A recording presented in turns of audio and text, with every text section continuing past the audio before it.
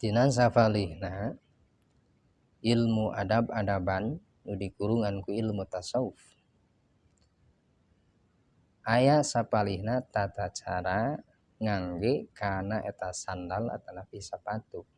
Hartosna diganjar ku sabab eta ngangge kana eta sepatu atanapi sandal pami ngakuran kana ilmu adab-adaban nu dikurungan ku ilmu tasawuf. Mana ilmu adab-adaban ngangge kana eta sandal anu ngakuran kana ilmu tasawuf nyaeta pangpayuna nu dilebetkeun sampean adalah sampean nu katuhu kana sandal anu katuhu. Saparantosna rengse lembe sampean nu kenca kana sandal anu kenca atanapi sepatu. Teu kenging ti uwih, kumaha pami teu uwih tibalik nu dipayunkeun teh nu kenca heula dilebetkeun saparantosna nu kenca anu katuhu.